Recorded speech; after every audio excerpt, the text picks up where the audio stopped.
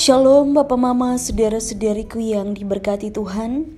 Selamat bertemu kembali di Suara Marturia, Rabu 4 Juni 2025. Hari ini kita akan merenungkan bersama-sama firman Tuhan yang terambil dari 1 Tesalonika pasal 4 ayat 13 sampai 18 dan 2 Tesalonika pasal 1 ayat 3 sampai pasal 2 ayat 11.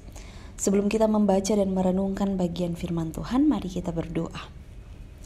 Ya Tuhan, Allah Bapa kami yang bertahta di dalam kerajaan sorga, terima kasih karena kebesaran, kemurahan Tuhan, anugerah Tuhan saja kami semua masih ada. Kami diberikan kesempatan untuk kami terus melakukan karya hidup kami, pelayanan kami. Tapi kami terbatas dalam melakukannya. Kami butuh topangan, tuntunan, kekuatan yang datang daripada Tuhan untuk membuat kami kuat melangkah. Pada saat ini kami sudah siap mendengarkan firman Tuhan. Tuhan memberkati, buka hati kami, buka pikiran kami untuk kami memahaminya. Di dalam nama Tuhan kami Yesus Kristus kami berdoa. Amin. Bacaan pertama 1 Tesalonika pasal 4 ayat 13 hingga ayat 18. Di bawah perikop kedatangan Tuhan. Selanjutnya kami tidak mau saudara-saudara bahwa kamu tidak mengetahui tentang mereka yang meninggal, supaya kamu jangan berduka cita seperti orang-orang lain yang tidak mempunyai pengharapan. Karena jikalau kita percaya bahwa Yesus telah mati dan telah bangkit, maka kita percaya juga bahwa mereka yang telah meninggal dalam nama Yesus akan dikumpulkan Allah bersama-sama dengan Dia. Ini kami katakan kepadamu dengan firman Tuhan. Kita yang hidup, yang masih tinggal sampai kedatangan Tuhan, sekali-kali tidak akan mendahului mereka yang telah meninggal. Sebab pada waktu tanda diberi, yaitu pada waktu penghulu malaikat berseru, dan sangkakala Allah berbunyi, maka Tuhan sendiri akan turun dari sorga, dan mereka yang mati dalam Kristus akan lebih dahulu bangkit. Sesudah itu, kita yang hidup, yang masih tinggal, akan diangkat bersama-sama dengan mereka dalam awan menyongsong Tuhan di angkasa. Demikianlah, kita akan selama-lamanya bersama-sama dengan Tuhan. Karena itu, hiburkanlah seorang akan yang lain dengan perkataan-perkataan ini. Kita lanjut bacaan yang kedua dari 2 Tesalonika pasal 1 ayat 3 sampai pasal 2 ayat 11. Di bawah perikop ucapan syukur dan doa. Kami wajib selalu mengucap syukur kepada Allah karena kamu, saudara-saudara, dan memang patutlah demikian. Karena imanmu makin bertambah, kasihmu seorang akan yang lain makin kuat di antara kamu. Sehingga dalam jemaat-jemaat Allah, kami sendiri bermegah tentang kamu karena ketabahanmu dan imanmu dalam segala penganiayaan dan penindasan yang kamu derita. Suatu bukti tentang adilnya penghakiman Allah yang menyatakan bahwa kamu layak menjadi warga kerajaan Allah. Kamu yang sekarang menderita karena kerajaan itu.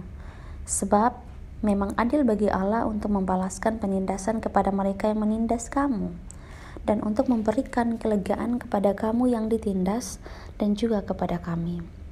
Pada waktu Tuhan Yesus dari dalam surga menyatakan dirinya bersama-sama dengan malaikat-malaikatnya dalam kuasanya di dalam api yang bernyala-nyala, dan mengadakan pembalasan terhadap mereka yang tidak mau mengenal Allah dan tidak menaati Injil Yesus Tuhan kita. Mereka ini akan menjalani hukuman kebinasaan selama-lamanya, dijauhkan dari hadirat Tuhan dan dari kemuliaan kekuatannya. Apabila Ia datang pada hari itu untuk dimuliakan di antara orang-orang kudusnya dan untuk dikagumi oleh semua orang yang percaya, sebab kesaksian yang kami bawa kepadamu telah kamu percayai. Karena itu, kami senantiasa berdoa juga untuk kamu, supaya Allah kita menganggap kamu layak bagi panggilannya, dan dengan kekuatannya menyempurnakan kehendakmu untuk berbuat baik dan menyempurnakan segala pekerjaan imanmu. sehingga nama Yesus Tuhan kita dimuliakan di dalam kamu dan kamu di dalam Dia, menurut kasih karunia Allah kita dan Tuhan Yesus Kristus. Kedurhakaan sebelum kedatangan Tuhan. Tentang kedatangan Tuhan kita Yesus Kristus dan terhimpunnya kita dengan Dia, kami minta kepadamu saudara-saudara, supaya kamu jangan lekas, bingung dan gelisah, baik oleh ilham roh maupun oleh pemberitaan atau surat yang dikatakan dari kami, seolah-olah hari Tuhan telah tiba.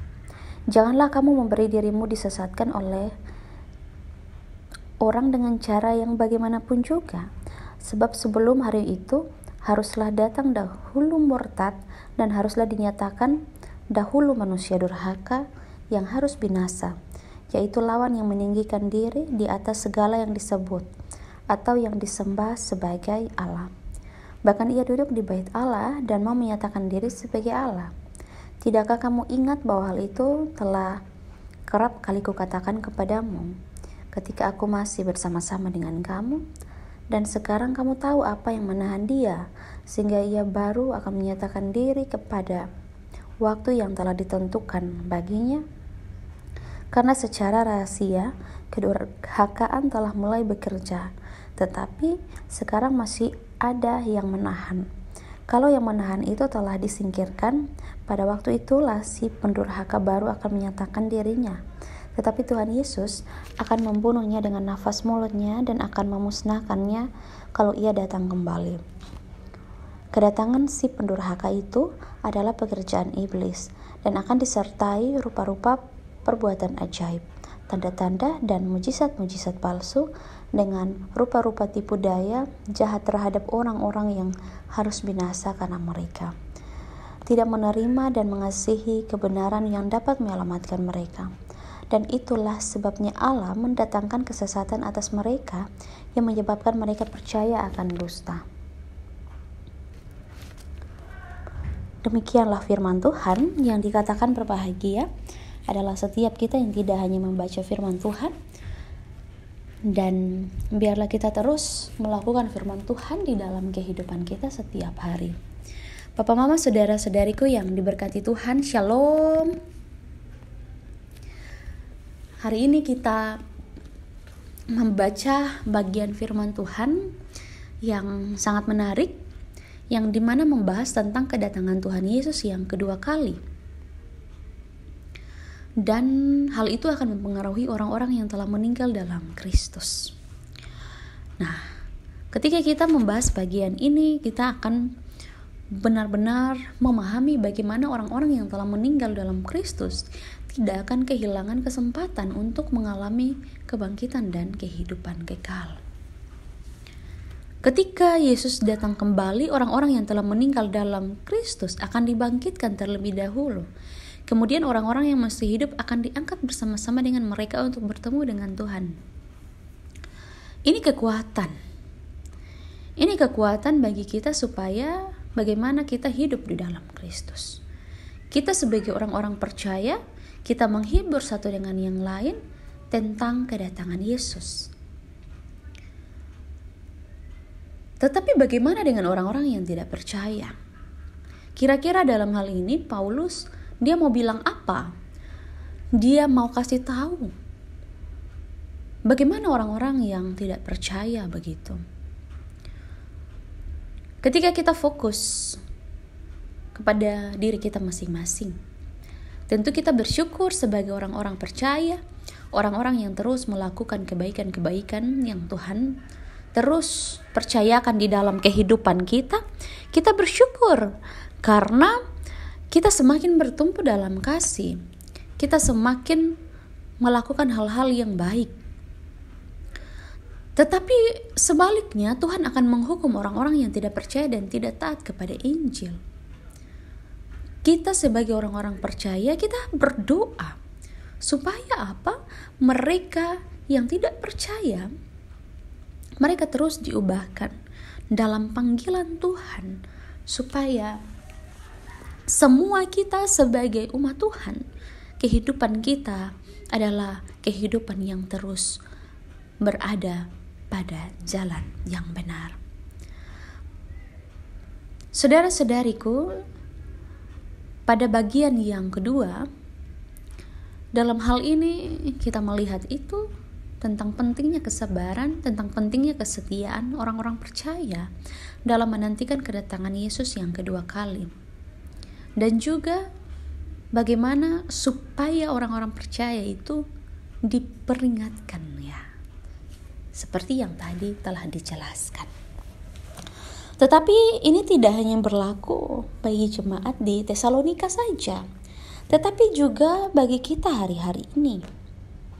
Banyak ciri-ciri orang yang percaya kita bisa lihat ketika hidupnya berbuah.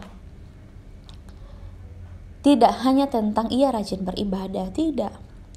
Tetapi dalam melakukan apa yang Tuhan bilang, ia melakukannya dengan baik. Ketika Tuhan mengajarkan untuk jujur, di dalam pekerjaannya ia kerja jujur. Buah-buah roh itu terus dinampakkan di dalam hidupnya. Itu orang-orang yang terus memperlihatkan bagaimana kita ini anak-anak Tuhan begitu. Tetapi sebaliknya, ketika kita tidak pernah sadar tentang itu, tentu kita sebagai orang-orang yang percaya, kadang-kadang kita menipu diri kita. Kita lupa. Tetapi firman Tuhan mengajak kita untuk kita bersiap diri, kita siap hati. Ketika kita ada di dunia sampai dengan saat ini, itu artinya kita diberikan kesempatan supaya kita bersiap-siap. Dimanapun kita, siapapun kita terus melakukan apa yang baik, menantikan apa yang baik. Roh Kudus menolong kita. Amin. Mari kita berdoa. Ya Tuhan, Allah Bapa kami yang bertahta di dalam kerajaan sorga, segala puji syukur dan hormat kami naikkan kepadamu. Kiranya kami terus hidup di dalam kasih sayang Tuhan. Kami mohon ampun jika kami tidak merespon kasih sayang Tuhan dalam hidup kami dengan baik. Tetapi biarlah kehidupan kami menjadi kehidupan yang terus belajar berbalik ke arah yang terus baik. Roh Kudus menolong kami dan menuntun kehidupan kami. Di dalam nama Tuhan kami Yesus Kristus kami berdoa.